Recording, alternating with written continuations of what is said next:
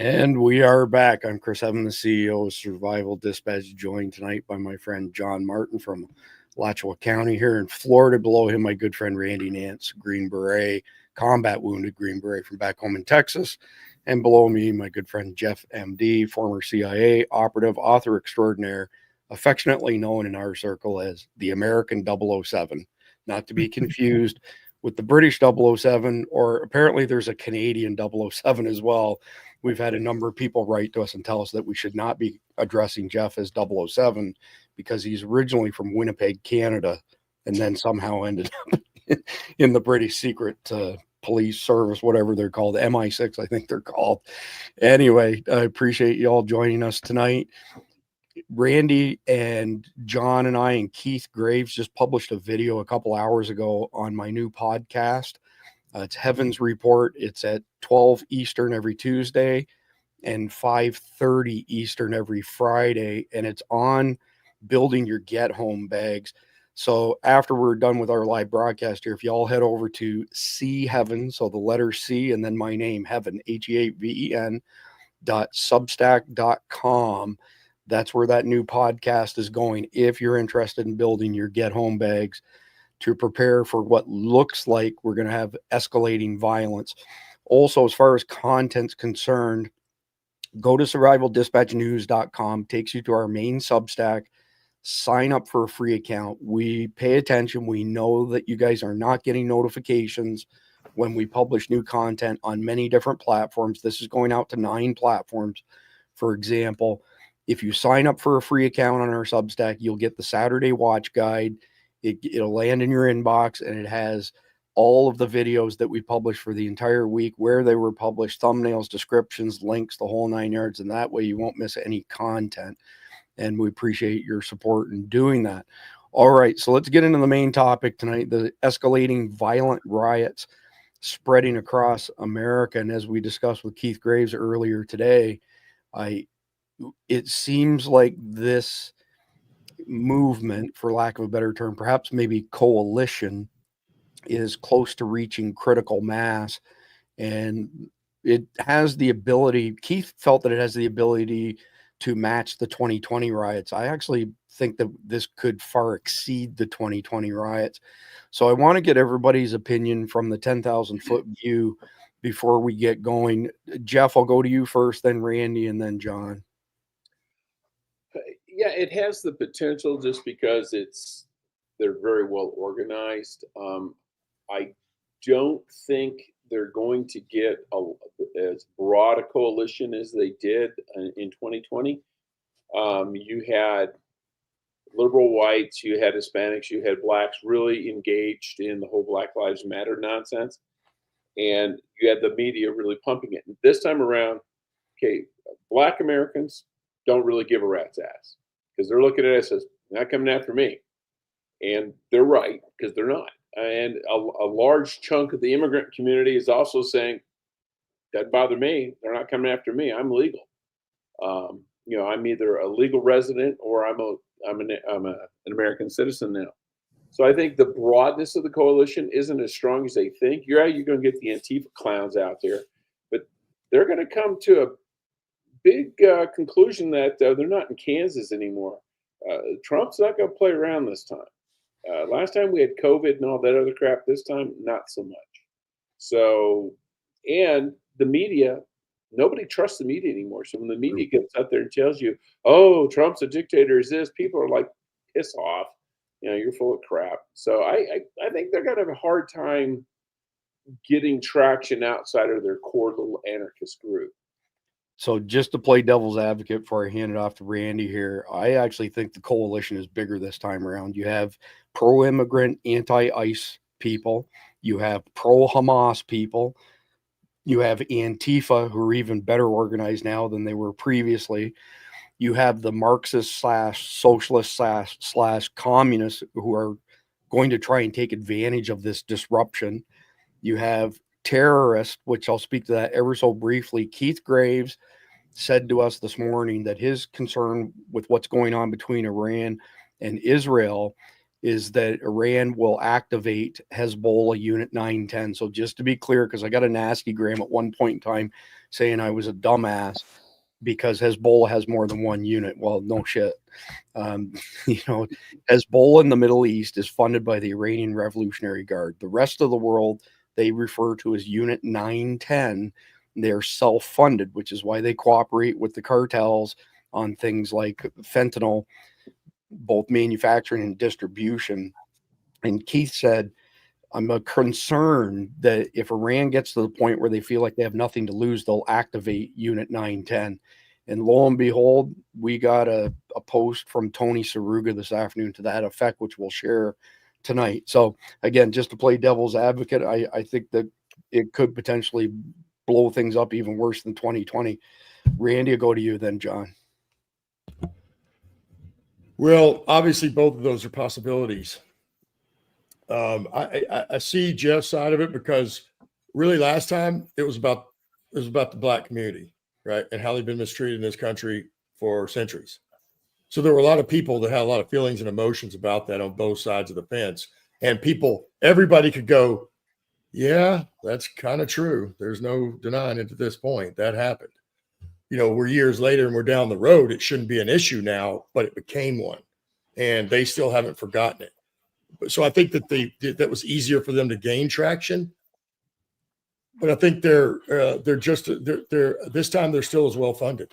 We haven't cut that. We've cut some of the money off, but clearly we didn't cut it all off, and they probably already had some of those coffers full, waiting for this moment. However, this Israel and Iran thing could really change the whole dynamics of this thing, and it may become irrelevant at some point. But barring that happening, it also does have the potential to spin off the hooks because these people have lost their minds. They're not thinking sanely, and to them, as we spoke earlier and on another podcast, everything, if it's taking down Trump, everything's on the table and it's all okay and legal. You can do whatever it is, and we won't charge you because it's going to help take down Trump and the whole Trumpsters and the MAGA folks. So it definitely has that potential in being funded that way. And it's as clearly as well as they've been trained, it seems like they were definitely trained last time, but it seems like we've elevated that training for them. Now we're seeing the mask, gloves, and all kinds of other things. So, I don't know. It's not looking good, but I do like what Trump's doing about it so far. But we have to keep the pressure up, and I think it's going to take more. John, we've discussed this, and your word of the day is orchestrated. Roll with it. Yeah, absolutely. It's orchestrated. There's no doubt about it in my mind. And where I kind of fall a little bit in the middle of this because I agree with what Jeff was saying, that it may not have the spontaneity, if you will, and what Randy referred to, the passion coming from the Black community, for instance, that, obviously has had a unique situation in America, no question about that. So I think it may lack that, but what really concerns me is this may not be bigger as far as the sheer number, but it absolutely could be more dangerous because of the fact that you have the all these different players, the terrorists that are potentially here, all the 10 to 20 million at least immigrants that came in the last few years, all of that kind of stuff, the desperation of all of those groups, because desperate people do desperate things. And I think what we're seeing with the Democratic Party, with their poll numbers collapsing and they're thinking they're going to turn it around, that, this is the time and all that they're getting pretty desperate too. And you see that a lot of them are openly supporting these types of groups, whereas before it was a little bit more clandestine. But now you see like this senator out in California, Padilla, how he just bum rushed that meeting. I think it's sending a signal because the only thing, and I mentioned this on our podcast earlier, the only thing the Democrats really have going for them is something that was successful, I believe, in the 2020 election, and that is creating an atmosphere where the average American just wants things to get back to quote normal. They just don't want the chaos. They don't want, they want to be able to just go back and forth. They don't want to think about all the things that we think about, and we're trying to put on the radar screen. They just want to act normal. And, as I said earlier, Chris, they want to be, they're content to be that frog simmering in the pot. They don't want to be in the boiling water. They'll jump out. And I think the Democrats see that as an actual strategy. And I think they're going to play off it. And I think that's why they're having this, these No Kings rallies, which is like one of your guests said today, the fact that I think it might've been you, Randy, that said the fact that they have all these dots on the map shows just how well organized and how orchestrated, is my word, is. But I do think that the desperation that some of these groups, including Democratic leadership, feels could fuel this and make it much more dangerous. Well said, John. So a quick poll for our panel and our audience. For those people who think that John should never, ever say bum rush in California in the same sentence ever again, put a 1 in the chat. If you think bum rushes in California are okay, put a 2 in the live chat. But man, you scared the heck out of me there, John, when you said bum rush in California. So I want to share some stuff from Florida here. And, our audience is pretty familiar. I'm not the biggest Ron DeSantis fan. I really dislike the fact that he teamed up with Paul Ryan and the WEF globalists. But I do have to admit that a lot of stuff that he's put in place has been pretty good for us here in Florida. So I've got a couple of videos with Ron DeSantis. But before that, I want to play this video from Sheriff Wayne Ivey from Brevard County, which is South Florida. And for anybody who spent any time in South Florida, this is like a big blue dot in a red state. And it's surprising that we would have such a diehard, call it conservative sheriff. But I know other states in the nation would kill to have this type of law enforcement. Minute 29 seconds. I'm going to play the whole thing because it's worthwhile listening to what he has to say. So I'm gonna break it down for you. All right. And if somebody wants to know what I mean by turn violent, all right, this is what I mean. If you resist lawful orders, you're going to jail. Let me be very clear about that. If you block an intersection or a roadway in Brevard County, you are going to jail. If you flee arrest, you're going to go to jail tired because we are going to run you down and put you in jail. If you try to mob rule a car in Brevard County, gathering around it, refusing to let the driver leave, in our county, you're most likely going to get run over and dragged across the street. If you spit on us, you're going to the hospital and in jail. If you hit one of us, you're going to the hospital and jail, and most likely get bitten by one of our big, beautiful dogs that we have here. If you throw a brick, a firebomb, or point a gun at one of our deputies, we will be notifying your family where to collect your remains at, because we will kill you graveyard dead. We're not going to play. This has got to stop. You're watching what's taking place out there. You're seeing police officers that are being attacked, being spit on, being put in harm's way just for doing their jobs. You're seeing ICE agents that are being targeted for doing their jobs. And you're seeing obstructionists that are doing all of this, standing in the way of law and order. So who's in favor of all of our sheriffs subscribing to his line of thought? Quick vote. Definitely. Yeah. Throw up a 1 in the live chat if you like Wayne Ivey, sheriff from Brevard County, and think he sets a great example. So I'm going to go through the other 2 short videos, then we'll discuss the Florida situation before diving into the topic with both feet. So the next one up here is Ron DeSantis essentially saying, if you're in the state of Florida and these rioters surround your car and you have to escape by running them over, that's on them, not you. And we also have a policy that if you're driving on one of those streets and a mob comes and surrounds your vehicle and threatens you, you have a right to flee for your safety. And so if you drive off and you hit one of these people, that's their fault for impinging on you. You don't have to sit there and just be a sitting duck and let the mob grab you out of your car and drag you through the streets. you have a right to defend yourself in Florida. And we also have a So I want to quickly mention as well, for those people who are not familiar with our laws here in Florida, we were the first state to get stand your ground. Our stand your ground law is very succinct. It is 3 sentences long. And the key part of it is that if you perceive that you are in harm's way, you can use deadly force to remove yourself from that situation or remove somebody else from that situation. So I'll give you a great example. And John probably remembers this. In 2010, there was a guy who pulled into a gas station in Jacksonville. And shortly after he pulled in, these 4 young black kids pulled in an SUV with their music blaring. And he hollered at them to turn that crap down. And then they got lippy with him. And he claimed that one of the kids in the back seat brandished a weapon. So he dumped 14 rounds into the side of this SUV. There was no gun in the SUV, number one. Number two, if he had stopped there, that would have been end of story, because he felt, his perception was that he was in imminent danger, and he would not have been charged or convicted of anything at that point in time. And even the court said so.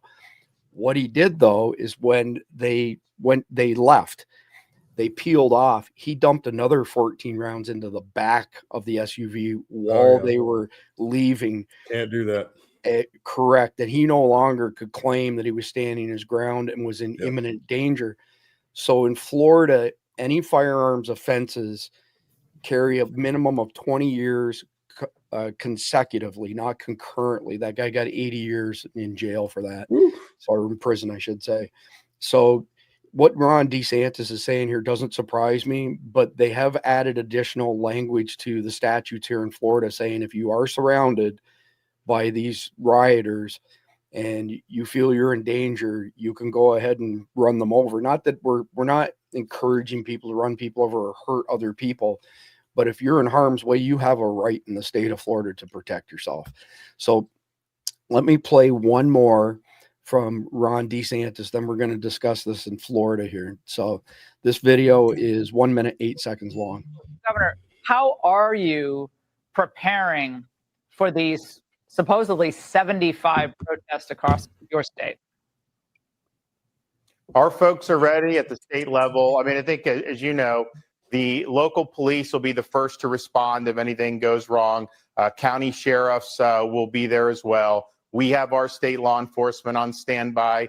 They'll be ready to go, whether it's the Highway Patrol, whether it's Florida Department of Law Enforcement. And then we do have National Guard who will be ready. But I got to tell you, we've dealt with this pretty effectively in the past. I mean, one of the things they're doing in Los Angeles, yes, you see the looting, you see all that. They also just take over streets. Look, if you don't have a permit to take over streets, you can't just interrupt traffic. The Hamas people tried to do this when they were doing that a year or so ago. They tried it in Miami. They were kicked off the road in 13 minutes. They tried it in Central Florida. Our Highway Patrol got them out of there in 11 minutes. So you're going to be held accountable. The inmates are not going to run the asylum. So it's a bad decision to try to pull that nonsense in Florida.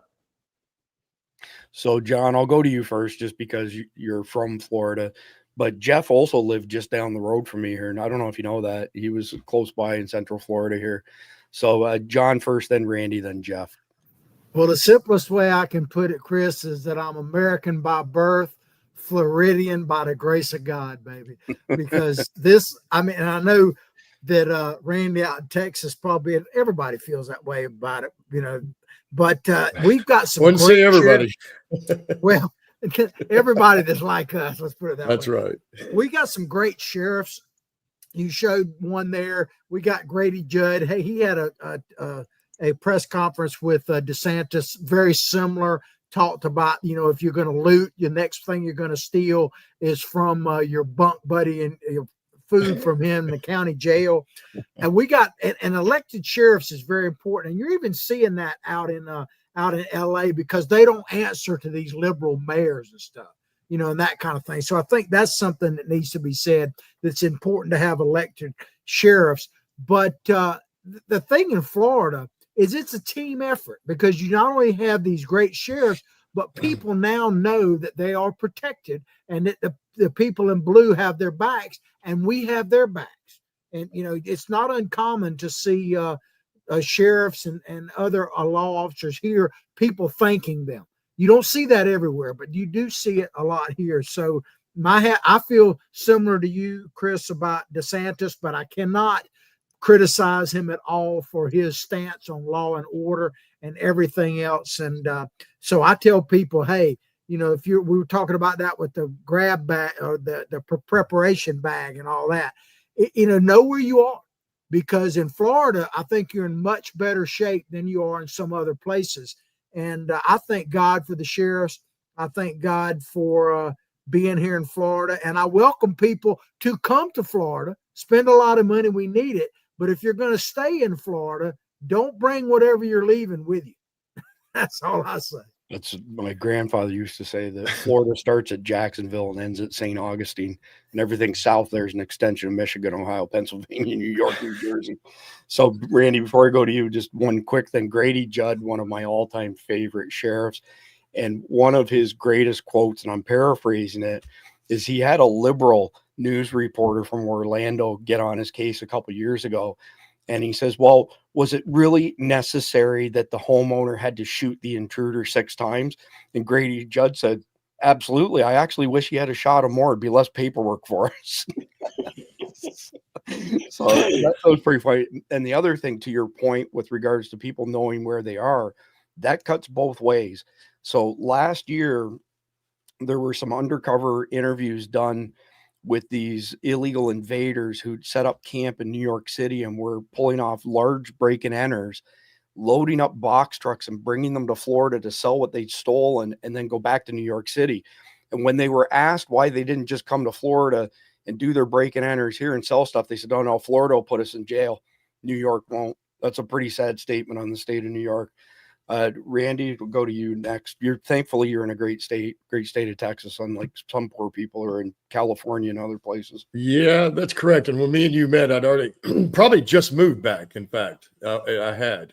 So I lived in Central Florida too, because I was stationed at MacDill, and I was there, MacDill Air Force Base, which is where U.S. SOCOM is, Special Operations Command. It's also where Central Command is. And Central Command is who's been in charge of the Middle East. So everything that's happened since September 11th on, all the orders for the military have come out of there. And SOCOM is all of Special Operations. That's the whole globe. And of course, they've been very involved. So I was a Floridian once too. And, at this point, I'm happy I'm in Texas for a lot of reasons. But, you guys do have like one little chip with y'all's governor, right? But when it came to the lockdowns, he got it right. Came to lockdowns, he got it right. He did. When it came to this kind of stuff, he got it right. So my guy, he's doing good things, but look how long it took him till almost he got elected. So 3 years into the Biden term, I guess when he was coming up for his re-election, was at least 2 years, but I think it was 3. But anyway, he didn't do anything about securing the border that entire time until it came up to his election time. Then he actually went down there and did something on the border. Then we have all those Muslims, as we've talked about, in Plano and a couple of other areas. And, I can only suspect the reason he's allowing that is because the Bushes are so tied into those folks. And the Bushes still own this state, basically. Right. Doesn't matter. He's the governor, So anyway, I think that I think if every county had a sheriff like that, none of this would be happening. None of it would have been happening, obviously, right? Because it would have taken them 13 minutes to kick them off the street. Bye-bye. And so that is the difference, folks. That is the difference right there. If you have a good sheriff, it doesn't matter if you have a liberal mayor that's not doing their job like they're not doing out there. Those people are helping perpetuate it. They want this to happen. So that's why they're not doing anything about it. And that's why, as Keith said earlier, ever since, basically the last ride he remembered that, was Rodney King, where they told him go out and handle it. It wasn't pretty, but they handled it and it was over. And it was over for good. Now he said they tell police officers don't do anything. That's and right. That's exactly what they're telling them to do in California. That's why we're watching this kind of thing. And so the other places that have the same type of disturbances will be because no one's doing anything about it and they didn't have a sheriff in their county like this. That's exactly why. Thanks, So Randy. because it was also Florida, right, where the reporter asked the officer, Why did y'all shoot him so many times? It was like 120 times, whatever it was. He said, because that's all the bullets we had. That's why. Yeah. That was Grady Judd. That Yeah, was Grady he's- Judd. I love it, man. If you're a criminal and you earned it, that's what happens. You get to take a dirt nap. It's not, oh, we need to fix this guy, we need to repair him, or we need to embolden them like they're doing now. You know, it's a sad day what we're looking at, and we definitely need more sheriffs exactly like that guy. in So every county. Grady Judd is a national, treasure, and a lot of people are probably not aware of this, but for whatever reason, there's a lot of sick people come to Central Florida to hook up with young kids, and the scenario would be to meet a mother and pay her X amount of dollars so they could molest her daughter and things like that. Well, Grady Judd runs all these sting operations, and he's had some of them where they have captured over 100 pedophiles trying to have sex with a minor that came here from out of state. And he'll do these awesome press conferences where he holds up their picture and he's got all of his notes on the back. So he's reading about, yeah, and this guy's the mayor of such and such a town in Kansas and blah, blah, blah. It's absolutely hilarious. And Randy, before John made me swear allegiance to the flag of Florida, I used to be fond of saying to people, you know how many states there are in the United States of America? And people would say 50. And I go, just one, just Texas. We're the only state in the nation. Now that there's two. has paper. Yeah, now there's two. John forced me to do it. So, that's Hey, John. I'm with y'all, man. When I came back was in February of 2013, and it was still beautiful in Tampa. And I came back here, and I was about an hour out of town because I was living at my sister's before I got in my first house that I was here for about a month. And that February out there, it barely got above freezing the whole month. And I thought to myself, what in the hell was I thinking? Why did I just leave Central Florida for this? Well, come on back, Randy. We'll welcome you. I may be one day. I may be. I love it. So, Jeff, do me a favor, just because you're knowledgeable on this. Speak to the level of autonomy that our sheriffs have. I don't think a lot of Americans realize that sheriffs don't have to answer to local governments, like Randy pointed out. Technically, they don't even need to answer to state or federal. No, actually, I think some states they might be able to be removed by the governor, but it's there's a process. You can't just fire them. No, they're elected. It's just like you can't you can't just fire a governor because he's elected by the voters. Well, the sheriff is elected by the voters of his county, of his jurisdiction. And what we had here during COVID, we had Mark Lamb was our sheriff. Yeah. And when the governor came in and said, who was a Republican at the time, said, "Oh, we're going to do this lockdown," and Lamb went, "Yeah, no, we're not." And then the county supervisor said, "Yeah, we are." And he goes, "Actually, you can do it, but try and enforce it, because I'm not going to enforce it. It's unconstitutional." And they all just went, "Yeah, okay," because the county supervisor said he is their enforcement mechanism. Correct. And if he says, "I ain't going to do it," and they can't fire him, he's not like a chief of police. He says, "Nope, not doing it." And so there was no lockdowns in Pinal County. And Ross Teeple, our new one, that Lamb endorsed, they just had a raid yesterday. I have a feeling it was with him and Pima County, where Tucson is, because it was a raid in Pima County. And people thought it was an ICE raid, and all these protesters showed up. And Teeple's like, "Y'all are a bunch of dumbasses. This is a drug bust." They had all this cocaine and fentanyl and stuff. He says, "You guys are just freaking morons." I'm really interested to see how he's going to handle it when we start getting these, Looney Tunes doing their little protest tomorrow. Of course, it's 107 degrees here right now. It's not exactly good protesting weather. Yeah, They're going to be melting, which is fine with me. So Mark is a friend of Jeff's and mine as well. We've filmed TV shows with him. And for those people who aren't aware, when Mark ran for the Senate, the federal Senate, he had to step down as the sheriff, and he did not go back in. As Jeff just mentioned, they have a new sheriff because these guys don't make a lot of money, and he's got a family to support. And so he's doing some other stuff. It's a pretty big loss to the people in his county because he's a phenomenal sheriff, just a fantastic guy all the way around. Can't say enough good things about Mark Lamb. He's been on SDN before, and expect to see him on here again at some point in the future. So let's move on to Tony Saruga here.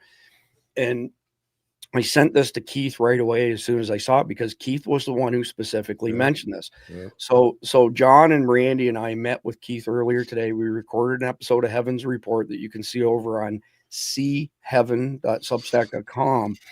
And what he said was, and keep in mind, Keith was deeply involved in the 2020 riots. He was active duty in the Bay Area, and he's worked a lot of civil unrest during his 30-year career in that area.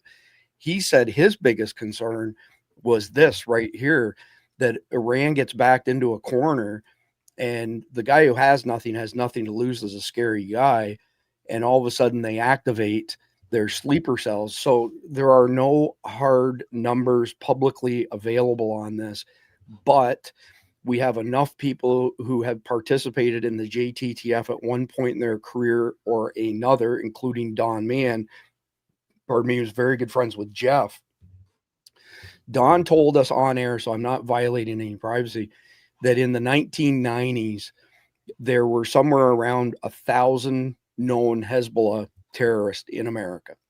And he estimated, this is going back a couple years ago, by the way, estimated that number was now upwards of 30,000, which is really interesting because I've lost track of how many people who are tied to the JTTF or previously tied to the JTTF, the Joint Terrorism Task Force, which is the feds on down, have quoted the same 30,000 number. J.J. Carroll, for example, from, he's a 23-year special agent with CBP. So again, Keith's concern is here, okay, well, Iran is taking a beating and they have all these sleeper cells here in America. It's not hard math to do. We are going to do a special on 9/11, and the conspiracy theories are not conspiracy theories. We have a lot to say on that topic, but let's just put that aside for a second and think of the fact that you had less than 24 individuals basically pulled off the largest terrorist attack on American soil ever in history. Now imagine you've got 30,000 people here who hate our guts like that are trained and organized. What happens? And if they attack multiple locations today, that's called swarm attacks, then they do it again tomorrow, then they do it again the next day. When this stuff gets war gamed out by day 3, nobody's sending their kids to school, nobody's going to work. The supply chain breaks down. You got 3 days of food on the shelf at any point in time at grocery stores. The food stops being delivered, and you are basically in a very apocalyptic situation, to say the least. So let me just read what Tony has to say here. So Iran appears to be activating sleeper Hezbollah Unit 910 cells in the U.S. So again, Unit 910 are Hezbollah outside of the Middle East who are self-funded. Is their plan, and it's not one unit, even though it's called Unit 910, is their plan falling into place, or will this be another failed attempt? China has shipping containers spread across the U.S. on farmland they purchased, usually near military bases. What are the chances of these shipping containers housing missile launchers and or drone swarms? What a great question. So I know you just went last, Jeff, but I got to come back to you because some of this stuff, it would be things that you investigated or at least kept your finger on while you were active duty. Yeah, the Hezbollah, they're here. They've been here. I worked with the JTTF for years. We weren't officially part of it because we're not law enforcement. We don't carry guns. We don't do that. But after 9/11, I worked very closely with the JTTF in Atlanta because that's where I was, and we went and augmented them because they just didn't have very many people. The China thing, I would be very surprised if China did anything because, to be honest, they really don't have a dog in this hunt. They look at Iran as a source of oil, but Iran will continue to be a source of oil for them. I mean, they don't care about sanctions. They'll buy it anyway. And I don't see them basically putting their economy into a blender and hitting puree for the sake of the Iranians. Well, Russia has more going on with the Iranians than China does. The Chinese just got spanked when we put huge tariffs on them. Their economy is already shaky. We drove them into the ground. It was brilliant negotiating on Trump's part to throw them a life preserver to get what he wanted after he showed them this is how reliant you are on America. I tend to agree with you on this, Jeff. Absolutely, that China doesn't stand anything to gain. But if China can use proxies, I would say they'll absolutely do it. Just like they ship the precursors to fentanyl to the cartels and Hezbollah in Mexico, and then they're the ones who bring the product here. They're doing that to hurt us as part of their 100-year Well, true, plan. but Trump also bitch slapped him for that too. He did. And a lot of those tariffs were strictly because of fentanyl precursors. And now Chinese are going, okay, we're going to rethink this whole fentanyl precursor thing. Because if it comes back to him and he just says no more trade with China, their economy's toast. Absolutely. They will. But I'm just saying they get have toast. a pattern of behavior that if they think they can get away with harming us through a proxy, Yeah. I wouldn't put anything past them in that Yeah, regard. but it won't. Their fingerprints won't be on it, not directly anyway. Agreed. So Totally agree. Randy, your thoughts on Iran activating Hezbollah sleeper cells here in America? Well, as we talked about earlier, they've already missed the first trigger point that we know that is normal. Like when their leaders were killed, normally when that happens, you're going to start a war or some kind of conflict, whether it's another country, an entity, a gang, doesn't matter. You go kill their leaders, you're going to start a fight. And they didn't do it. So now that, this is definitely kicked off, the reality is, as we spoke earlier, we're going to get drug into this. I don't care what the politicians say right now. I don't care what the news says. We're going to get drug into this somehow, some way, if this continues, and it's going to. And I think that I don't know if they have no other choice, but people have to realize how deeply these people in this culture hates us, hates everything about us. And when you talk about these fanaticals, and of course, no, not every Muslim's a fanatical, but what I did learn in Iraq is when a radical moved into the neighborhood, it changed every other Muslim in that neighborhood. And they all acted differently and accordingly lockstep with this radical. That's exactly what happens. Then you have to ask yourself, the 30,000 over here, they're probably radicals, because why would they come over here otherwise to do what they do? Then you also have to realize these radical Islamic jihadists love death like we love life. So they're here for one reason, and that's sure, they're enjoying it right now, but they know what the mission is. And as soon as they get the call, they're going to go blow themselves up, or they're going to go do whatever it is that they've been sent here to do. And if they die in the process, they don't have a problem with that. They've already accepted it. So that makes them very dangerous people. And when you talk about the Chinese, I don't know. I think you're wrong. I think if they see an opportunity, like say these 30,000 Hezbollahs do come up, and say for somehow, some reason, because they're allowed, they pull it off. And as we mentioned earlier, Iran wants to inflict a 50,000 casualty on Americans in one minimum. So say they're able to pull that off, right? And you think about how much that, besides all these little riots are going on, if that happened, how destabilized our society in this country will be. As you just mentioned, Chris, it will shut everything down. There will be an opportunity for any of our enemies to take advantage right then. And they may. You know why I think so? Because we already just, the last 2 weeks had two Chinese nationals coming to this country get bopped with a real biological agent. Serious stuff. We already know if a Chinese person showed up with that, they didn't just do that on their own. The government didn't give that to them. They didn't just let them fly to America. They sent them here with it. So that's their signature all over it, and we haven't done anything about it. To me, that's an act of war. That is an act of war when you send one of your civilians, or if they're military, whoever these two women are, doesn't matter. They're Chinese. They came from China, and they brought in. If we did that anywhere else in the country, what do you think would happen? We would have an international incident. Just to play devil's advocate on that one, Randy, I think that's a psyop, a false flag, whatever you want to call it. The two people from China that were caught with that fungus, they were caught 6 months ago. Really? It just now came out. That's crazy. They were keeping it in their back pocket to use as a distraction of sorts, I believe. We had crazy. Jeff and I had Major Jeffrey Prather on, and he went into quite a bit of detail on it, and it doesn't pass the sniff test, basically. Yeah. But I want to thank Andrew. I thought that was quite bold. They don't Yeah. normally, they haven't done that yet. So I thought that was quite bold. So that's interesting what you just like. I'm not saying they haven't done stuff like that. And Oh, usually, no. there's 1,000 rats for every rat that you see. So it's For sure. entirely probable. For But sure. that one in particular looks like a false flag psyop. I want to thank Andrew for the $10 tip. Thank you very much. We appreciate your support very, very much. Somebody else, again, we're broadcasting 9 platforms. So the chat's going by pretty fast here, said that we should know better and that all sheriffs don't have autonomy because, some of them or many of them, whatever words the person use, are appointed. And that's just flat out not true. There's 3,083 sheriffs in the United States of America, and 98% of them are elected. So the point that if you want to quibble over 2%, go ahead. It's America. You're entitled to your opinion. But the fact of the matter is that elected sheriffs have way more autonomy than most Americans, including the person who made that comment, realize. So They're one of the most. Hey, I'm sorry, Chris, but they're no, go ahead, Randy. Go ahead. They're one of the most powerful people in the county, aren't they?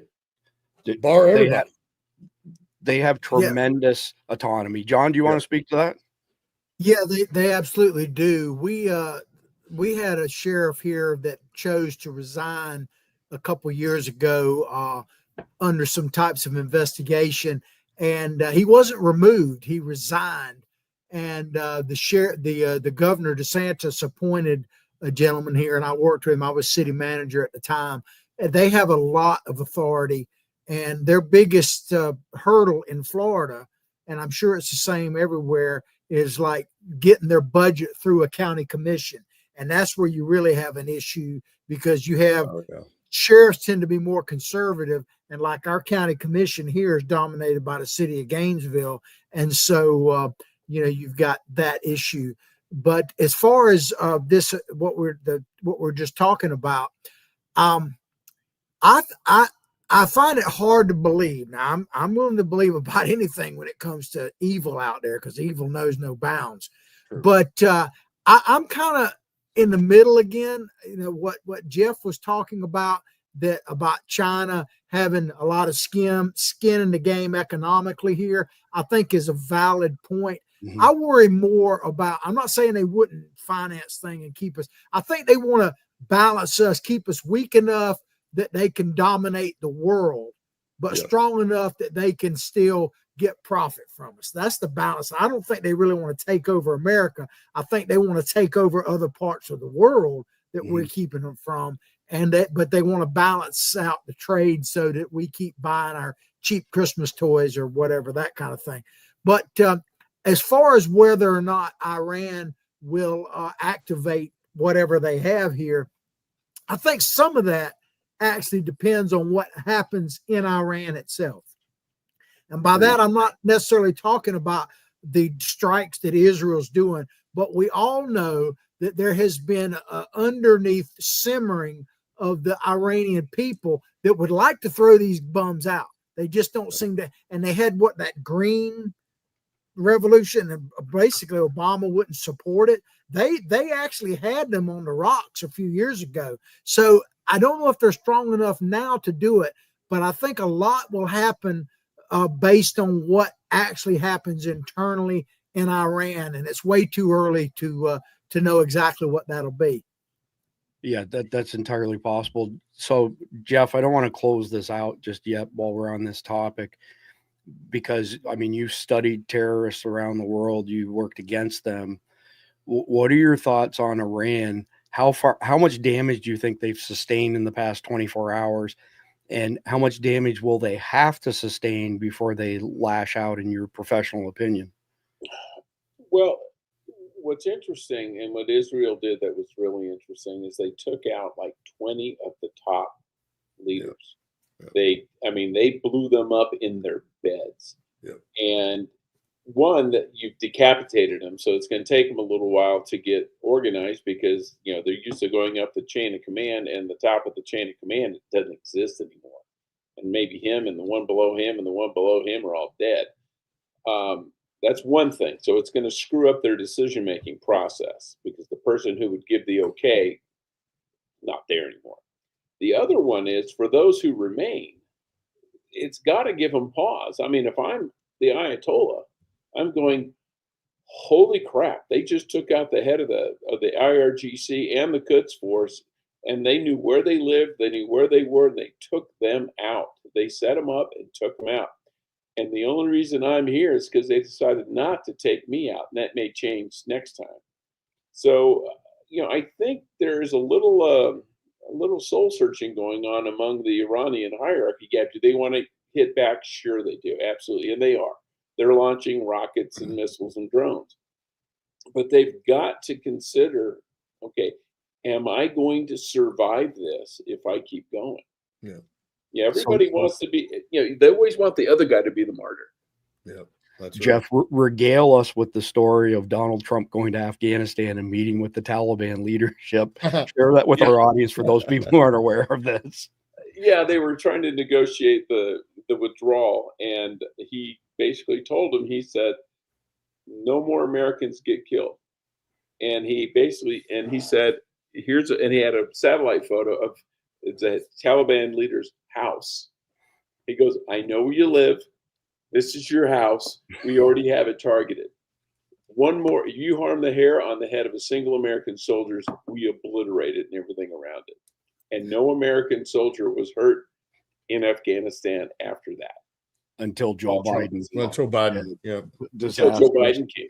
Yeah. Yeah, but Trump's like, I'm taking you out. Yeah, it's beautiful. Power move. So this next video here, it's not in the brief either, so I don't know if y'all had a chance to view this. But when I first saw this, and this is a trucker, by the way, I thought, oh my God, we've got woke progressive truck drivers now too. Does it know no limit sort of thing. But that's actually not what this girl has to say. And I'm going to play the video in just a second. But I saw somebody, it might have been our friend Sarah in California, one of the most prolific writers of the Survival Dispatch audience. And she said, we have a lot of foreign truck drivers to worry about. And that is true. Here's a funny story. 25 years ago, I knew a guy whose family owned a fairly large truck stop. This is before the Flying J and Loves took over all that stuff. And they used to have to say to some of the foreigners who were driving trucks, we are not going to service your trucks. Like if you have an emergency, you need a mechanic, because they had mechanic bays. You need something fixed on your truck, we're not going to do it. And the reason they wouldn't do it is because there would be a hole cut in the back of the cab. There would be 4 drivers, and they would literally defecate through that hole while rolling down the interstate, and it would cover up all the drivetrain underneath in feces. And Rob Jakes was the guy's name, his family on it. Rob said, I told my employees, stop working on their trucks. We're not going to expose you to that crap. Literal bad pun. So let's hear what this girl has to say with regards to the protests and truckers. 1 minute, 3-second video. So I hear talk that there's a lot of people planning on doing protests out in the streets across the country soon.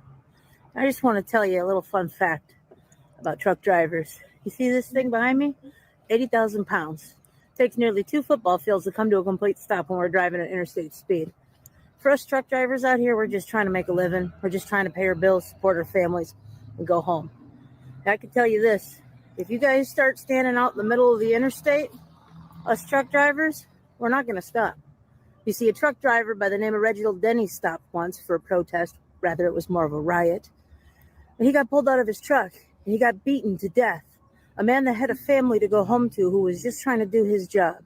So if you decide to stand in front of one of these on the interstate for your little protest or whatever you want to call it, I call it domestic terrorism, I guarantee you that truck driver that fears for their life is going to do whatever they have to do to get themselves out of that situation where they feel they're in danger. And in that situation, the best thing for us to do is push that throttle to the floor. So kudos to her. I was surprised to hear her take the position that she took. So let's get into some more content specific to the riots. So this group here, NoKings.org, which we showed last night or the night before, are funded by a bunch of taxpayer organizations, like taxpayer funded organizations, amongst other, let's say, NGOs, some organizations that are notorious for being very anti-American. NoKings.org. The only reason I'm pointing it out is because John touched on it, and so did Brandy. There's the map of cities where they have protests planned or riots planned for tomorrow. Last count, it was over 1,800. So the best thing that anybody can do is avoid wherever they are.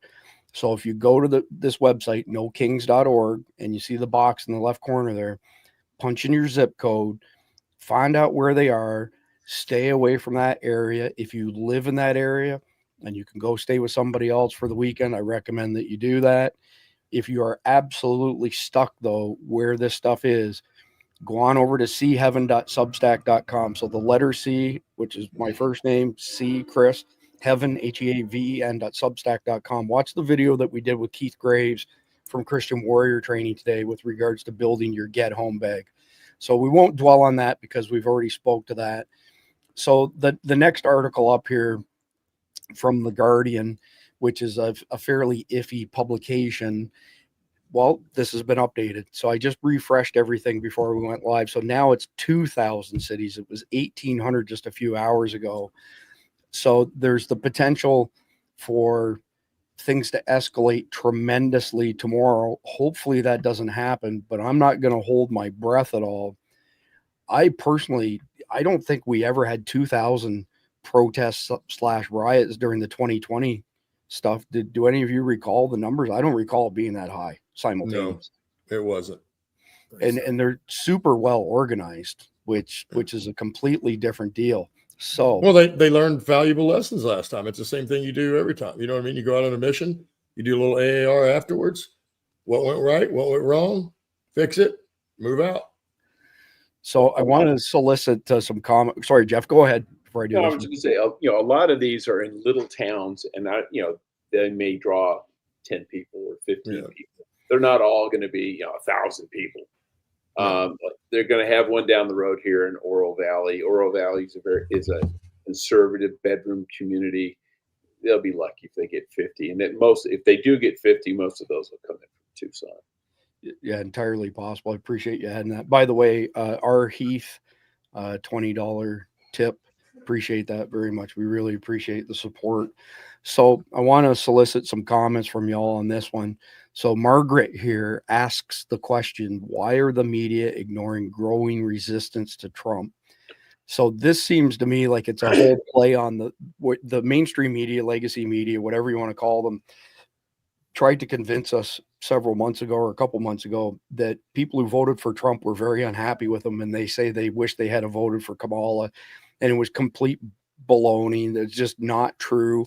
None of us have crossed paths with anybody. I think this is the next escalation of that, where they think if they repeat lies enough times that the weak-minded amongst us will believe it.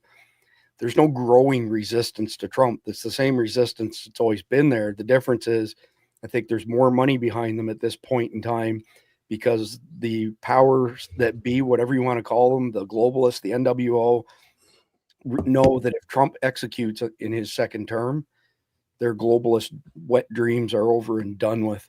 So I'll go down to the bottom with you, Jeff, and then Randy, and then John. Well, the media is not ignoring the resistance to Trump. Obviously, they're doing all they can to stoke it. But just like, Randy said that, the leftists and the communists learned, they did an after action and learned from their past mistakes. I think Trump has too. He did not act decisively enough with the Black Lives Matter riots after George Floyd. And as a result, cities burned. Yeah. And now you can't stop cities from killing themselves. I mean, you look at like what happened in Minneapolis. Okay. Mm-hmm. And I'm of the opinion is like, if Los Angeles wants to let itself burn to the ground, frickin' go for it. I don't give a rat's ass. But you come into my neighborhood and try to burn stuff to the ground, and it ain't going to work that well. It's not going to come out that well for you. But I think you're going to see as Trump is prepared, I think communities are prepared. And I think the BLM riots kind of caught a lot of people off guard by the scale. And so they weren't really prepared to react, but they are now, because then everybody was locked down for COVID. People weren't even leaving their houses. And then thousands turned out for a protest after Fauci says it's okay to do that. Can't go to school, but you can protest. They're not buying that crap anymore. So I think all these communities, all these jurisdictions, I think they're ready. And they're like, go ahead. We're like, like the sheriff in Florida said, go ahead, we're going to throw your ass in jail. And Sheriff Teeple, same kind of thing. Yeah, screw around here, you're going to jail. I appreciate that, Jeff. There's a couple comments I want to draw attention to before we carry on. I didn't want to put them on screen while you were speaking, Jeff, because we have no control over where they appear at the bottom of the screen. But here's a good one from Ali Renfro. I've never seen so many Trump supporters in my town. We're out here trying to make California red again. Immediately after that, the forgotten one, we the people want Trump to do what he can, but it's one man against an army of tyrants. And some uneducated young in here says drain the swamp, yet he's surrounded by the elites. Laugh out loud. You're entitled to your opinion. This is America, but you're not entitled to your own facts. Randy, thoughts on this reporter essentially trying to convince people that there's this massive swell of anti-Trumpism happening? Well, it's like anything else today, right? There is nothing true on the media. I mean, the media like this kind and the legacy media and everything that people watch, I think less people are watching it because nobody trusts it anymore. You know what I mean? Remember, it was the news came out and told us it was okay back in 2020 when everybody was still locked down. If you went to a riot, you didn't have to wear a mask. Right.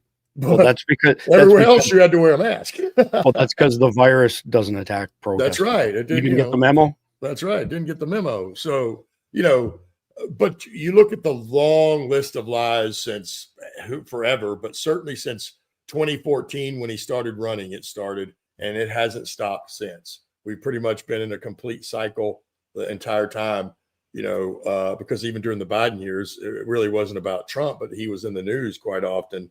But regardless, no one believes the news anymore. And this is exactly why. I mean, I don't know how many times you think you can just sit up here and tell bold-faced lies and that you still have some sort of credibility and people are going to listen to you. I mean, there's a story of the boy that cried wolf for a reason. And, I think we're there with the media. Thank goodness, and I'm with Jeff. I mean, I would let LA burn to the ground. I don't care about that. That's their problem. If they want to let that happen, then let it. But why do we have to put it on the news? Why does it have to be in the news cycle? Why do we care? If they want to do that and let it happen. But the problem is it turns into this map on no key. And now there's 2,000 other cities that they want to do the same thing in. I just looked on the map for me. I'm still far enough out of the bubble of both Dallas and Fort Worth that none of them are going to be around me. There's certainly several in the area, though. There's 5 or 6 across our area here in the Dallas-Fort Worth area. And so I think that, as he mentioned, we've learned our lessons, and you think about it. I mean, why put up with it? Why put up with it? You want things to go back to normal? Then don't put up with this stuff. That's really where we're at. And if you keep listening to people like this woman on the media, they're going to lie to you and mislead you every single time because now they're so far in deep, they can't back out if they wanted to. Yeah. There's a couple comments I want to share with everybody here. I love Doherty's comment right here. All the burning tires killed COVID. Kudos for the That's comment. right. So far, That's exactly what it was. Yeah, very well done. And Johnny King here, the media is the virus. And then another one from Ali Renfro. I have cousins in LA. A lot of it's not locals, it's paid protesters. Exactly. And John, you didn't tell me that our esteemed former congressman, Ted, was joining us. Ted, good to see you. Well, he was going to if he could. Hey, good to see you guys. Just got out of the park where we could, like Glacier National Park. Nice. So for those people watching who aren't familiar with Ted, he was the congressional rep for Alachua County, essentially Gainesville, Florida area, which is interesting. Oh, we lost him. Interesting that he's a conservative, a typical Southern American Christian, but in a very blue area. Gainesville, like John likes to describe, as the San Francisco of Florida. But anyway, we'll move on from there. So next one up is. Well, no, you didn't ask me the question. Oh, geez. You know what, John? Hold on a second here. My apologies. I got ahead of myself there. Because I'm going to tell you why they tell the lies. Well, And this article actually I queued up just for you because of your word of the day. So go ahead and roll with it. I apologize. Well, obviously orchestrated, right? But let me just inform my colleagues on the panel. This is why you don't understand why they lie, but I can tell you exactly why they lie. There was this fella a few years back that said something to the effect is if you tell a lie often enough and long enough, it becomes the truth. Now, you might not remember that because you guys aren't Nazis. Barry But the Sartero. Democrats are accusing everybody of being a Nazi, right? Yeah. And, My money's on when you Barry accuse Sartero. people, huh? My money is on Barry Sartero as the Yeah, guy who said that. But the Democrats are accusing everybody of Nazism, right? Well, who knows better than them what it's all about? So they're telling this lie over and over and over, hoping that you will just accept it at some level as the truth. Because what is one of the things that you hear, even like Miss Crockett say? Your truth. Tell them your truth. You very rarely hear a conservative person say, well, this is my truth. Because we're not about my truth. We're about the truth. Yeah, right. You ever notice that? You rarely hear a conservative person say, oh, this is my truth. No. So they tell us over and over and over because they believe that there is a segment of the population that they're trying to draw back that will believe it if they tell that lie long enough. That's my view on it. Well And said, by the Jim. way, I'm going to the local one tomorrow and streaming it live and you can see it on my Facebook site, John Martin Talks. Check it out. Well, dang it, we just lost Ted again. Yeah.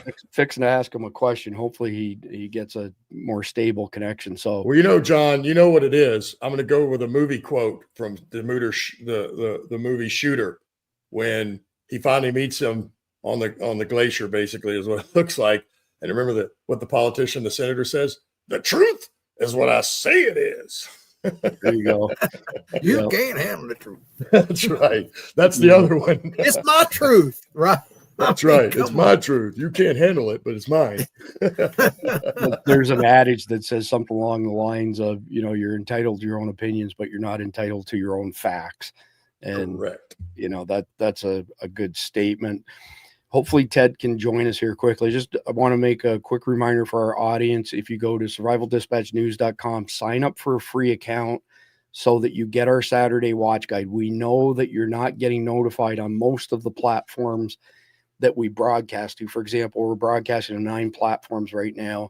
That's the number one way that big tech suppresses people like us. They just don't give anybody notifications that we've published new content. But if you sign up for a free account on our Substack, you'll get a weekly watch guide that has links to everything.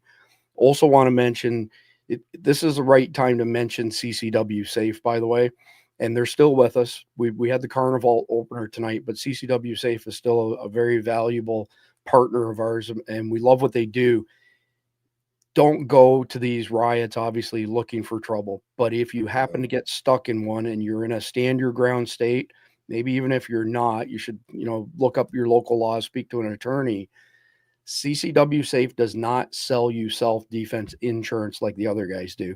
It's against the law to pay out benefits on an insurance policy for somebody who was in the act of breaking the law. 95% of criminal proceedings are pled out before they go in front of a judge.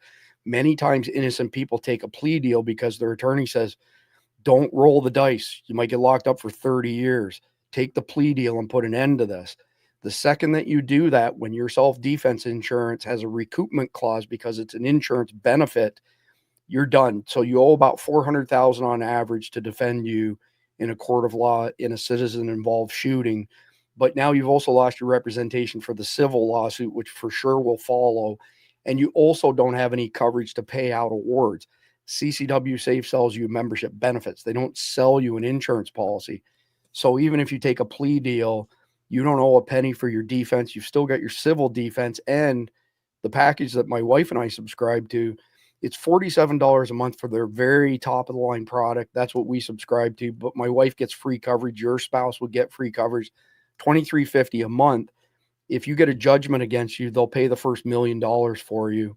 And if it goes above that, you can also, in advance, you can buy a higher, coverage rate for that sort of stuff. So let's move on from there into this article here, which kind of speaks to the Hezbollah stuff. This is more so Hamas, but they're, maybe they're not the same organization, but they're linked to each other in multiple different ways. So Intifada cries, firebombs, Palestinian symbols, violent chants mark anti-ICE riots nationwide. So we're running long. We've been trying to wrap up at 1 hour in. Clearly that's not going to happen tonight. So what I'm going to do to speed things up is I'm going to give one person each of these articles that we bring up. So Jeff, I'll let you hit this one first, and then I'll go Randy and John. You'll have different stories though, so we can speed it up a bit. Comments on like the pro Hamas crowd latching onto this stuff, Jeff? Well, yeah, I'm not surprised. You've got two different groups. Yeah, they're kind of aligned, but they're not the same. They don't have the same issues. And so it's one of those, if I can show up and there's a bunch of guys, if I'm an ICE protester and I show up and there's a bunch of Arabs there, okay, that's just more people. Same for the Hamas crowd. Well, there's all these Hispanics over here, so it just looks like we're all, it's a much bigger crowd, but they're really there for two different reasons. If there is terrorist events because of Hezbollah or something, it's really going to blow back bad on these guys. Because the Americans are already pissed off. I mean, Trump's approval numbers are going up because of the raids, not going down. Then if there's a terrorist attack, man, they're really going to be saying, yeah, Trump was right. We need to get all these assholes out of here. So, this may come back and bite them in the ass, and I hope it does. The word that comes to mind for me, Jeff, would be opportunistic. I think that you have a bunch of people being very opportunistic, especially the Marxist, socialist, communists. So, Randy, next one up is for you. DHS, murderers, pedophiles, and drug traffickers arrested as part of LA ICE operations despite protests. And before you speak to that, I want to mention to our audience, for those who are not familiar, the so-called ICE raids that set off the riots in LA had nothing to do with illegal immigrants. It was an investigation into money laundering by cartels, and whatever you want to call it, the bad guys in this scenario decided to use that as a reason to springboard these riots and say, oh, look, they're kidnapping honest, hardworking people. None of that happened at all. It was all money laundering and cartels. Randy, your thoughts on DHS just keeping the hammer down and arresting those people who need to be arrested? You look at that list, you know what I mean? And who do you want off the street? Those folks right there. And that is what they should be doing, despite everything else, regardless of what's going on. We've let this pedophile thing get way out of hand in this country. And it happened right under our noses. We didn't even see it till now. All of a sudden, boom, here it is. And you're like, we've got to do something about that. Murderers, that's self-explanatory. And of course, drug traffickers, it brings a lot of trouble, a lot of violence. And, and then look at the cartels, how powerful they are because of all that drug trafficking. So I don't, good. You always hear these agencies doing good things or the right thing, but that is. So I'm all about that. 2 thumbs up. Yeah, I'd like to see more resources and get the numbers up. Oh, absolutely. We got to go after them with a passion. Yeah, I'd like to see tens of thousands, not handfuls of thousands. That's right. Each day. Yeah. So, John, I didn't know we were going to run long, and I didn't tee this up, but influencers spread coordinated anti-ICE talking points on China's TikTok. Word of the day. This is so orchestrated, it's not even funny. I mean, they're literally hitting us from every attack vector you can think of. Just go ahead and add your 2 cents to these youngins on TikTok, basically parroting the exact same things. Yeah, well, if we're going to use my word, I got to give the definition because words matter. Orchestrated, let me tell you my definition of it.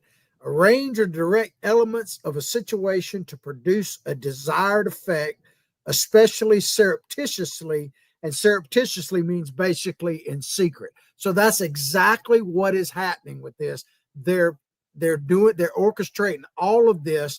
They want the chaos in the streets and that type of thing because they want you to believe the lie, and they want us to be so chaotic that we will get desperate. Like, like I said earlier, it's, there's an old saying about you take a frog and put it in boiling water, it's going to hop right out. But you put it in simmering water like a bathtub and it will slowly cook. Well, they know that they got to the boiling point and people jumped ship and went back to Donald Trump and went for Donald Trump. And what they're hoping is that if you'll just get back to simmering in that pot and not realize the heat that's on you, that you'll just long for the warmth and comfort of the good old days when it was no chaos and you weren't getting blocked in the street and all that. So make no mistake, that is exactly what they're doing. They're orchestrating it, and they're just pushing us further down that cliff. And Donald Trump is trying to turn it around. I don't know if he's going to be able to, but I tell people this all the time. It's not up to one person. It's up to all of us. You got guys like Randy right there. He manned the real ramparts. We got to man the political ramparts so we don't have to man the real ones again, because that price has been paid. And I tell everybody all the time, and I know people are helping you out with your show, and I'm grateful to hear that. Not everybody can be a fighter. Not everybody. I'm getting a little old for it myself, but everybody can support those people in the fight. And that's what we need people to do. And so we're never going to elect a government better than us. We're never going to do that. We're never going to elect a government that's somehow miraculously better than the people that elect it. So it's up to us, people like us here, people like that are listening to this show, to educate themselves and others, to motivate themselves and others, and to activate themselves and others and support those in the fight. It's not too late, but if we're waiting on the knight in shining armor, as great as Donald Trump is, it's not going to happen. So believe the lies if you want to, but they're going to lead you astray. Do not get back in that warm pot of water. You jumped out, stay out. I'm not getting back in. I was in it one time. I'm never going back. So John is now breaking out the Southern ease. I can interpret for you all down here. One word, yantu. That means, do you want to? Okay. So when you hear Jeff say yantu, that means, or not Jeff, pardon me, John, that means, do you want to? It's kind of like we have a word, J-E-E-T. Jeet yet? Meaning, have you eaten yet? You have to be fluent in Southernese to understand all this stuff, and the list goes on and on. We don't say over there, we say right over, O-V-A-R. That means over there in Southernese. So, but anyway. Chris, one thing, we solved this pronoun. No, it's not part of this issue, but we solved the pronoun issue in the South here years ago. We just say y'all, and you can be whatever you want, y'all. Yeah, hold on a second. There's a ignorant person needs to be kicked out of one of the chats. Okay, so that's looked after. So we don't need to discuss this article here. We can go ahead. This is just common sense. Stay away from any protests if you can. Next one up, though, it's kind of ironic that this one would land on you, Jeff. So this is Tucson before it became a riot. These aren't protests against ICE or for illegals. Listen to the chants. These are Marxists. It's about taking down America. They'll use any vehicle to try and achieve this. 19 seconds. We are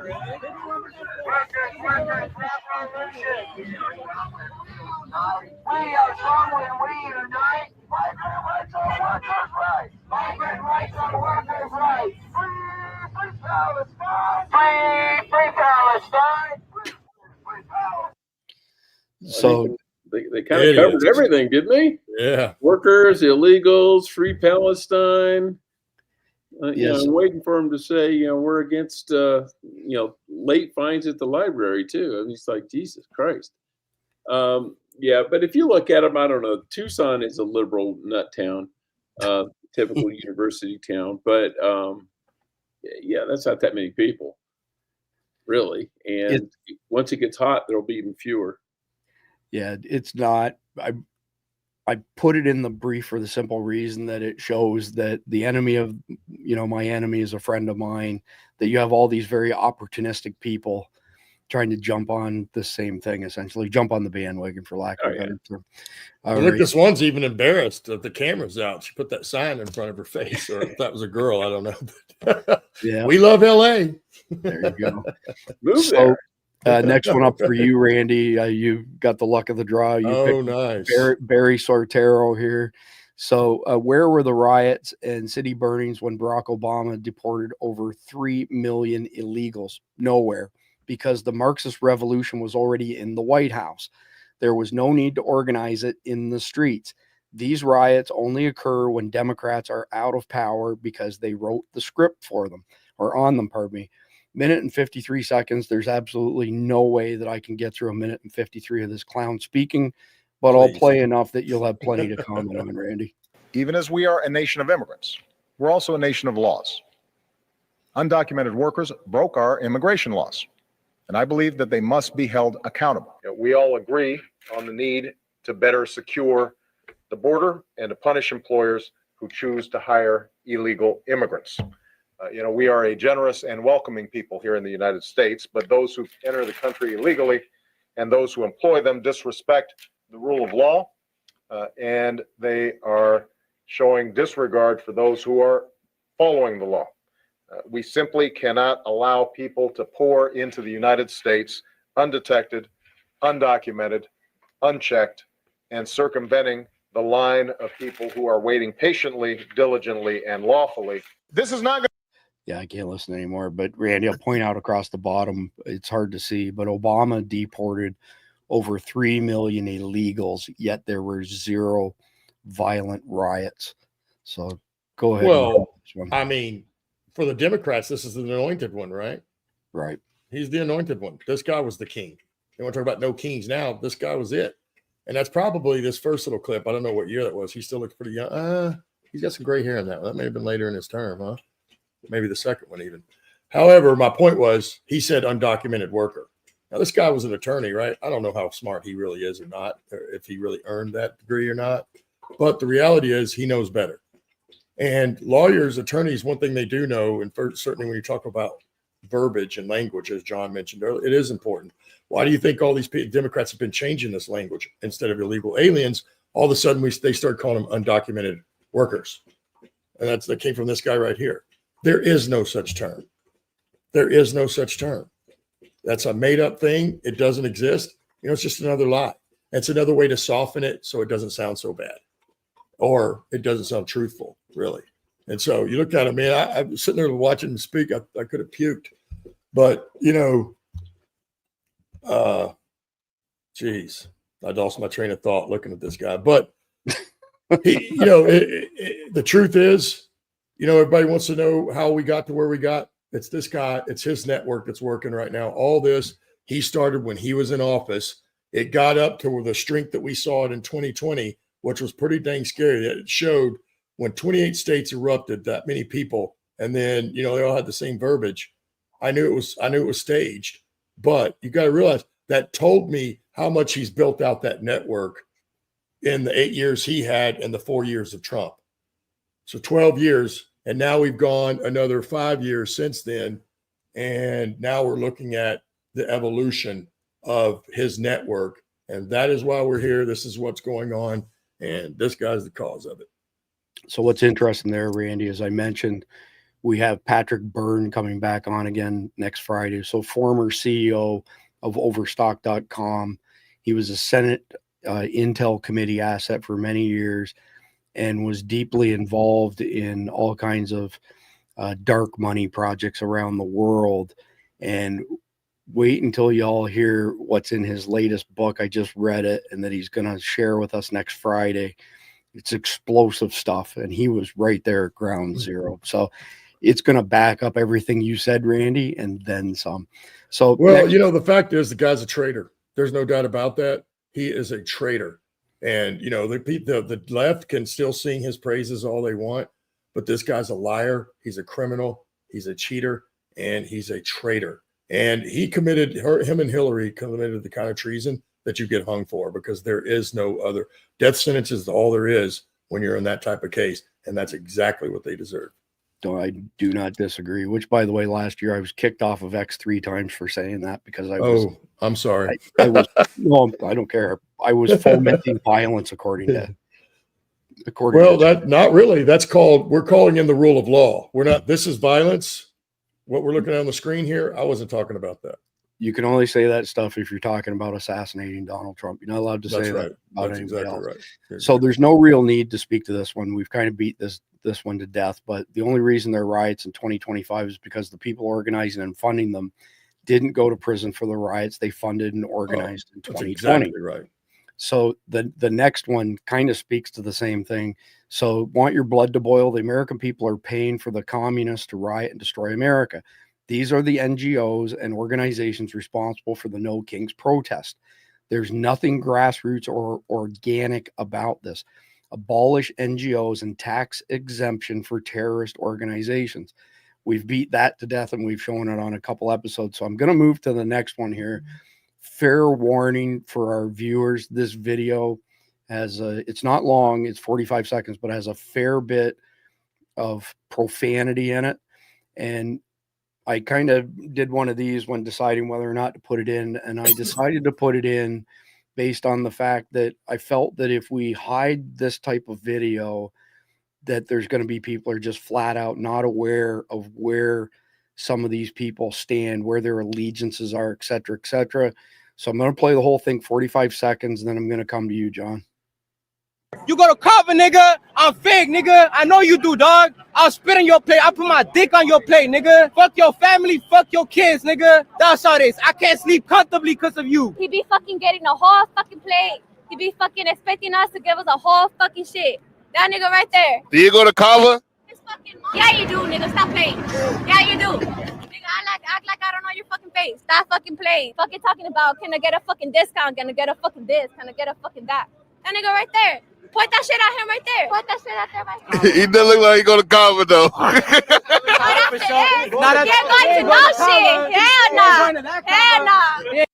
So just before you say anything, John, I'm going to preface it by saying these are a bunch of simpletons, and there's danger in multiple simpletons being rounded up and basically, played like a fiddle, for lack of a better term. That's exactly what's happening. Go ahead, take it away, John. You're probably going to see this, by the way, when you go to the Gainesville protest tomorrow. For those who don't know, John is a fearless reporter in Alachua County. He's going to go on scene tomorrow to capture live video of the protests in Gainesville. Sorry, go ahead, John. Well, you can see Trump's got my back right here, so you can see that. But yeah, when you were showing that video and I watched it earlier in prep for the show, I'm thinking, and it's something that Jeff mentioned at the very beginning of the show about, Black Lives Matter and how a lot of Black people aren't necessarily, got skin in the game here. And I'm thinking right there, how does that help them reach out to Black Americans when they're sitting there using that word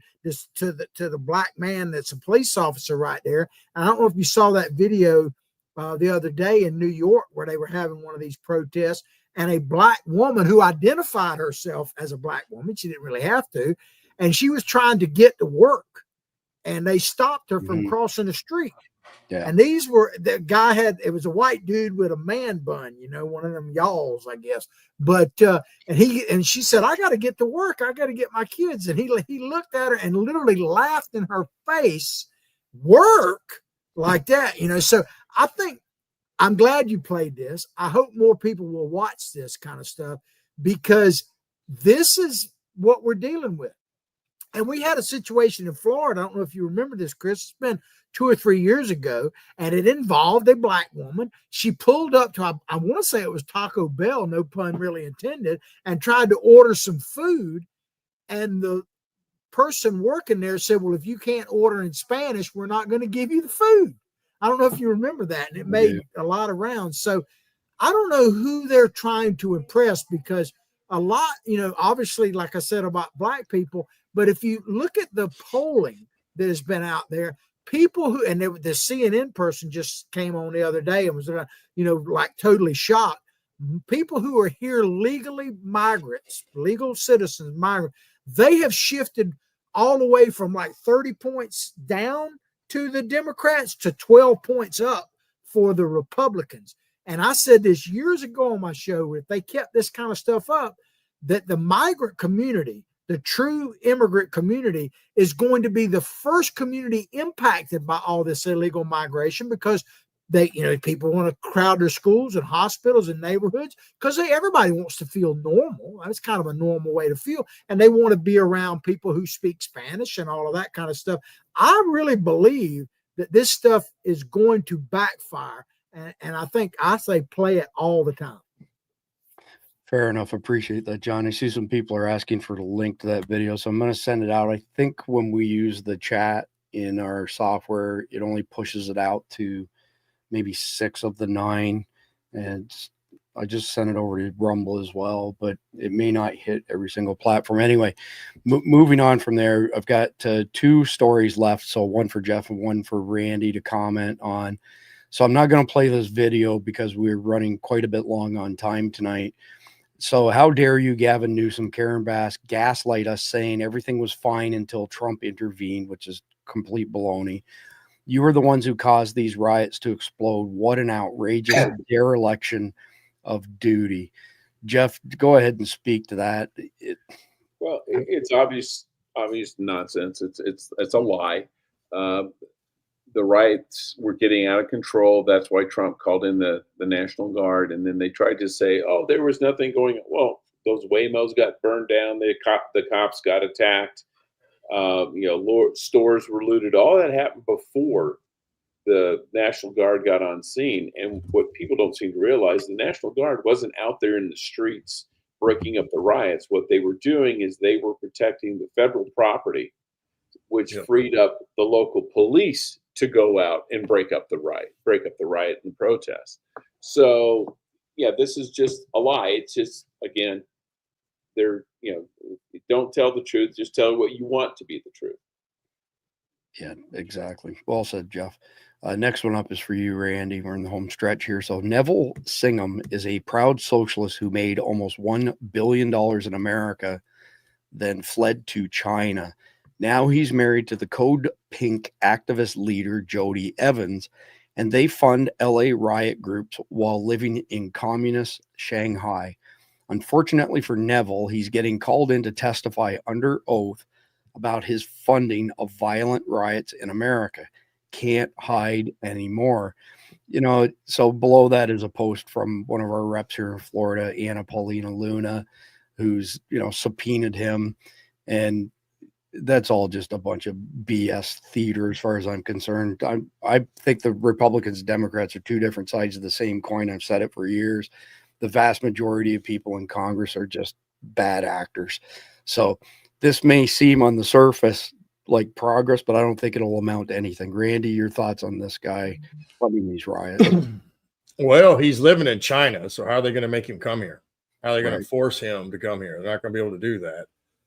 And he's a billionaire, so he's not going to. So it probably won't go anywhere. But here's my part of it is like what I mentioned in the earlier podcast. We have people, that in the finances, they already can track all this stuff, so why don't they put some kind of, squeak on him in that way? I'm sure they can. If he's passing all this money, who's he passing it to? Why aren't those people arrested? We may never get to arrest this guy because he's in China, but everybody else along with it, they sure can. And they can follow that money everywhere it went. It just makes no sense to me. Just like I mentioned earlier, we have the NSA. There's all these things that they could have already uncovered and they just aren't. So I don't have confidence this guy will ever face any kind of justice. Yeah, I agree. So let's wrap it up here with closing thoughts. So John, you first, then Jeff, and then Randy for the final comments tonight. So in my opinion, I think the key takeaway from this discussion that we've been having for a couple of weeks now is not random civil unrest. It's not even normal political protesting. These are coordinated attacks on American institutions by foreign influenced and funded domestic terrorists who want to destroy the rule of law. But the good news is we've got some states like right here in Florida are, showing how they should be responded to, meaning the rioters, with essentially overwhelming force and zero tolerance for violence. So my takeaway is for, the normies who are watching, stop putting your trust and belief and faith in big tech, big media, and big brother. It's all propaganda. And ironically enough, the video, the viewer video, supporter video of the night is from Roger Moore, and it's a short. He put it in our private Signal chat on how to tell if you're listening to propaganda. And I'll play it after everybody has a chance to give us their closing thoughts. So John, you first, then Jeff, then Randy. Well, I'm just going to read a couple of sentences from the U.S. Constitution because it kind of explains what Donald Trump is doing and the lie that the media is telling. This is Article 4, Section 4. Every state shall be guaranteed a Republican form of government. Not talking about Republicans, but Republican representative, Republic representative. Every state shall be guaranteed a Republican form of government and be protected from invasion. So what Donald Trump is doing is exactly following the Constitution. Our republic is not imperiled by Donald Trump. It's imperiled by those people who continuously tell you lies, who basically say that, oh, these people aren't criminals. Literally coming here illegally is a crime. And people need to get activated and motivated and educated, and they need to support all of those people like yourself, Chris, that are in the fight. And I appreciate being on with these great patriots like yourself and the two gentlemen that I'm with. Thank you again for all your service. Well, I don't care what Ted says about you behind your back. You're all right, my boy. So, Jeff, your closing thoughts. Okay, well, John lost his credibility when he called me a gentleman. So, no, I just say, look, be supportive of your law enforcement. Support sanity. Tell them you appreciate what they're doing. Don't buy into this nonsense because it is nonsense. And for most people, just avoid these places where these idiots are going to be tomorrow because they're probably looking to start something so they can get on TV. And, you know, you don't want to be an extra in their movie. So, yeah, just let them do their thing. If it fizzles out, then they have to deal with that. Good advice, Jeff. I would quote our good friend Keith Graves from Christian Warrior Training to say, always ABC, always be carrying. Absolutely. Randy, you got final kick at the can, Randy. Well, you know, I think we've done a pretty good job here, and both John and Jeff laid out pretty much how you know what we should do moving forward. I mean, it's clearly, and it's most evident that this is being orchestrated. Somebody's paying for this. So what does that mean, folks? That means it's not real. They're trying to sell you a lie, and that's really all there is to it. So, you know, turn off the news because they're not doing you any favors. They're pretty much lying to you. You're going to have to go to channels like this. Heck, even now, as many people mentioned, you get more news off of X. You know what I mean? 'Cause it's just boom, it's right there. And so, and then, you know, stay alert and stay alive. And then I missed my opportunity earlier with the bag. You know, if you have your little go bag, you also have to have water. You also have to have a little food in there. And it doesn't matter if it's a go bag just for a day or longer. And so you see, I've got the Carnival cap on. Right on. And I've got my Carnival, this way. And this is the chicken one. So I'm pretty excited about that, man. I can't wait. So I'm definitely putting my money on the Carnival. And, you know, looking at what they have for the bigger packages, I don't want to bash any other products out there. But I think most of those that have sold, you know, for long term to stack in there are probably crap. Most of them really are probably crap. This is actually real meat and real protein. It has to be rehydrated, but there's nothing wrong with that. And so, man, what a gift that is, right? And they have large packages. The stuff lasts for 25 years. So That's now right. instead of having nothing but rice and beans and Spam back there, I'm going to have me some actual real protein. So I am stoked. if you open a can of Spam within 10 miles of my dogs, they will smell it and they will steal it from you. They have a fetish for Spam that is unbelievable. But ironically enough, when you look at the label, there's no bad stuff in it. It's fat. No, yeah. Meat. Yeah. So, you know, it's pretty comical. Hey, Chris, I can't help but chime in for Randy there that I speak for his neighbors. They'll be glad that he has less beans, I'm sure. That's right. That's Fair right. enough. Absolutely, Fair enough. they will. Let's give this video that Roger Moore sent in a quick look before we sign off. You know, it's been a really crazy, crazy, crazy day. I've done like 3 or 4 different infiltrations into different leftist trainings all day, which means that I basically spent all day listening to leftists at one university or another, and I ended the day with a leftist organizing call in which a sitting congresswoman actually told thousands of radical leftists on a call to go and publicly harass their elected representatives and confront them in public. Gee, what could possibly go wrong, Representative Delia Ramirez of Illinois' 3rd District? What could possibly go wrong with telling radical activists to go and openly harass and confront elected officials? I just don't know, man. I just don't know what is wrong with people. It's like they don't realize that they're on the internet and that people can take video of any of this. So it's been a really long and crazy day, but I did just want to post a quick update because I'm trying to get into the habit of doing just regular videos like this, kind of like off the cuff about different topics that I think people should understand. And one of the things I want to address really, really quick is the issue of propaganda. Now, a lot, you know, regardless of what side you're on, you probably think the other side's media is all propaganda. As a reminder for people, I'm not on the left or the right. I'm not a Democrat or a Republican. I didn't vote for Trump. I didn't vote for Harris, but I study these political groups from a detached perspective. And what I will say is that, you know, it's funny because if you're a Democrat or a liberal or a progressive, you probably think, oh, Fox News is the worst propaganda in the world, although there's way worse propaganda on the right. And if you're on the right, you probably think MSNBC is the worst propaganda in the world. And MSNBC is pretty bad. I'll tell you what, it is crazy to listen to. I feel like every time I listen to MSNBC, I'm staring into an alternate reality. But the thing of it is, when I listen to Fox News, I also feel like I'm staring into an alternate reality. In the position that I've been in for the last several years, I'm in a position to see all the things that are not covered in the media on either side, quite frankly. And here's what I've learned. It's not as important what they cover, and they cover a lot of dog shit. Let me tell you, the amount of just like ridiculous non-news stories that gets covered by media on both sides should make everyone sick. Like, your job is to inform the public and you don't even do that.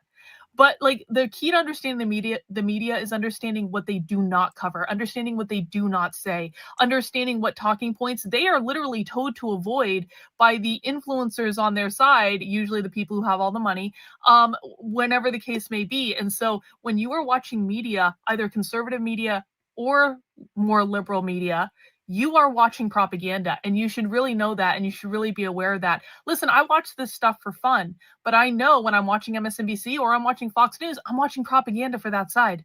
And you have to look at it in that context. Otherwise, you're going to get sucked into echo chambers, and you're not going to be able to hinge into reality and see for yourself. So I don't think there's anything for us to comment on. I think she was right on the money. And Spot Roger, on. yeah, I appreciate you sending that in, Roger. Roger, Dale, Dee Dee, a couple other people in our private signal chat, they're tireless and constantly posting good quality content. So we'll wrap up here. Please go to survivaldispatchnews.com, sign up for a free account on our Substack. You'll get our Saturday watch guide every Saturday. And that way, when you're not notified, yes, and get your Carnival too, you'll get notified every Saturday of everything we publish for the week with links. You can go and watch what you want a la carte, so to speak. And yes, please help support our sponsors, because they're what allows us to work on this stuff 7 days a week. So carnivalt.com, CCW Safe, there's links down below to all that good stuff. We appreciate everybody's support for our vendors. We also appreciate all of our Guardian members, paying Guardian members. You're the reason we can continue to bring you the truth. But this is Chris Evans signing off. God bless America. Enjoy the closing video on Tim Wall's Stolen Valor.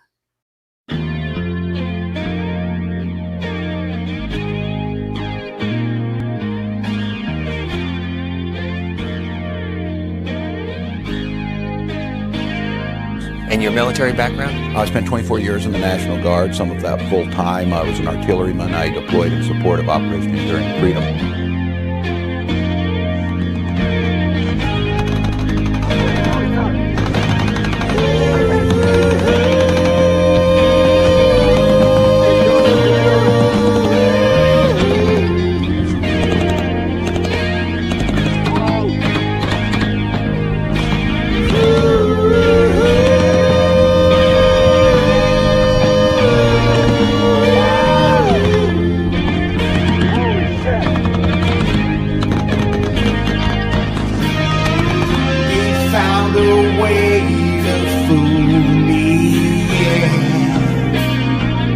So many lies we won't forget. Seems every path leads me to nowhere.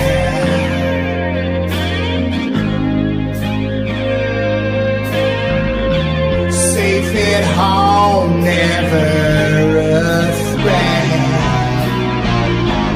Shameless park with no regret. Media schemes to keep me unaware.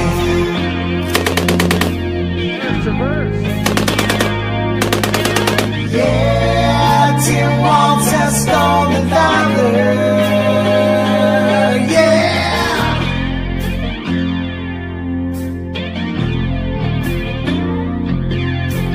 Yeah, he stole the valor. Yeah. Here comes another lie.